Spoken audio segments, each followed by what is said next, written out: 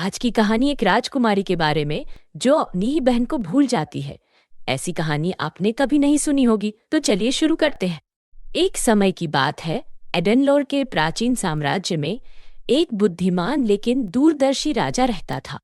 उनकी दो खूबसूरत बेटियां एडिसन और एडन थीं, जिनसे वह प्यार करते थे लेकिन अक्सर उनकी उपेक्षा करते थे। उनकी सौतेली माँ रानी एमेलिया क्रूर थी और राजा की अनुपस्थिति में राजकुमारियों के साथ कठोर व्यवहार करती थी। एक दिन जब एडिसन और एडन अपने कमरे में अपने नए कपड़ों को देख रहे थे, अमेलिया अचानक अंदर आई। उसका चेहरा गुस्से से लाल हो गया था। इन्हें छूने की हिम्मत बिल्कुल मत करना, उसने फुसफुसाकर उन पोशाकों को छीन लिया जिनकी लड़कियां प्रशंसा कर रही थी। लेकिन ये तो पापा ने हमें दिए थे, आप ऐसा क्यों कर रहे हैं? एडन ने डरते हुए पूछा। तुम्हारी मुझसे बात करने की हिम्मत कैसे हुई, बदतमीज लड़की? अमेलिया ने गुस्से में कहा। याद रखना, मैं अब रानी हूं और मैं नियम बनाती हूं। अब से दोनों इस कमरे से बाहर नहीं निकलोगी। मैं तुम्हारा चेहरा नहीं देखना चाहती। यह बिल्कुल गलत है। अमेलिया के जाने के बाद एडिसन ने एडन से कहा, जब पापा लौटेंगे तो हम उन्हें सब बता देंगे। लेकिन वह हमारी बात कभी नहीं सुनते, एडन ने उदास होकर जवाब दिया। वह हमेशा अमेलिया का पक्ष लेते हैं। इस महल में किसी को हमारी परवाह नहीं है। तुम सही कह रही हो, एडिसन ने कहा। उसकी आंखों में दृढ़ संकल्प चमक रहा था। चलो इस जगह को छोड़ दे और अपनी किस्मत खुद बनाए। चिंता मत करो एडन, जब तक हम एक दूसरे के साथ हैं हम ठीक रहेंगे। और इसलिए दोनों राजकुमारियों ने भागने का फैसला किया। वे मंत्रमुग्ध जंगल में गहराई तक गए और आखिर में एक रहस्यमय महल में पहुंचे। उन्होंने देखा कि महल के दरवाजे बहुत बड़े थे। एडन और एडिसन झिझक रहे थे। यह अवश्य ही उस खतरनाक जादूगर का महल होगा जो हमारे लोगों को परेशान करता है, एडन ने कहा। अपने डर के बावजूद राजकुमारियां जानती थी कि उन्हें अंदर जाना होगा।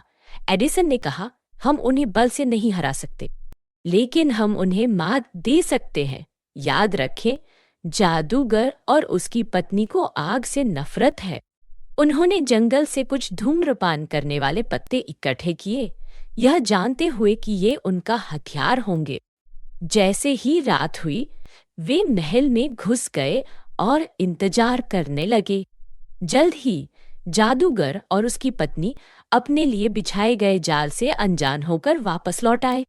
जैसे ही वे अंदर आए, एडिसन और एडन ने पत्ते जलाए, जिससे कमरा घने धुएं से भर गया। यह क्या है? यह धुआं कहाँ से आ रहा है? जादूगर चिल्लाया। यहाँ से चले जाओ दुष्ट जादूगर, वरना हम तुम्हें किसी को भी तकलीफ देने के लायक नहीं छोड़ेंगे, एडन चिल्लाए। आप धुआं बंद कर दीजिए, हम धुआं सहन नहीं कर सकते, जादूगर ने विनती की। हम कसम खाते हैं कि हम चले जाएंगे और कभी वापस नहीं लौटेंगे। राजकुमारियों को उन पर शक था, लेकिन कोई और विकल्प न होने पर सहमत हो गई। तुम्हें उस जादुई आईने के माध्यम से भागना होगा, एडिसन ने आदेश दिया। एक बार जब तुम चले जाओगे, हम इसे तोड़ देंगे ताकि तुम कभी वापस न आ सको। जैसे ही जादूगर और उसकी पत्नी ने आईने के सामने कदम रखा, पत्नी ने पीछे मुड़कर राजकुमारियों को श्राप दिया। तुम दोनों जीत गए हो, लेकिन जल्द ही तुम दोनों एक दूसरे को भूल जाओगे। तुम में से एक की सभी यादें खो जाएंगी और वह सब भूल जाएगी। केवल एक दूसरे को गले लगाने से ही ये श्राप टूटेगा। एडिसन और एडन को नहीं पता था कि उन्हें श्राप पर विश्वास करना चाहिए या नहीं, लेकिन उनके पास कोई विकल्प नहीं था। उन्होंने आईना तोड़ दिया, जिससे जादूगर और उसकी पत्नी हमेशा के लिए दूसरी दुनिया में फंस गए। फिर राजकुमारियों ने जादूगर के महल को अपना घर बना लिया। कई महीने बीत गए और वे श्राप के बारे में भूल गए। लेकिन एक दिन पड़ोसी राज्य की एक रानी, रानी इसाबेला, जंगल से गुजर रही थी और महल पर नजर पड़ी। यह महल सुंदर है, आइए यहाँ कुछ देर रुकें, उसने अपने सेवकों से कहा। जैसे ही वे अंदर आए, रानी इसाबेला का एडिसन ने स्वागत किया। इस वक्त एडन काम से जंगल में गई थी। एडिसन ने उन्हें पीने के लिए पानी दिया। तुम कौन हो और इस जंगल में क्यों रह रही हो? रानी इसाबेला ने पूछा। लेकिन जैसे ही रानी ने एडिसन से बात की, श्राप ने जोर पकड़ लिया। एडिसन भूल गई कि वह कौन थी, वह महल में कैसे आए, और यहाँ तक कि अपनी बहन एहन को भी। मुझे कुछ भी याद नहीं है, एडिसन ने हकलाते हुए कहा। वह खोई हुई और डरी हुई दिख रही थी। चिंता मत करो मेरे प्रिय, रानी इसाबेला ने दयालुता से कहा। मेरे साथ मेरे राज्य चलो, हम तुम्हारा ख्याल रखेंगे।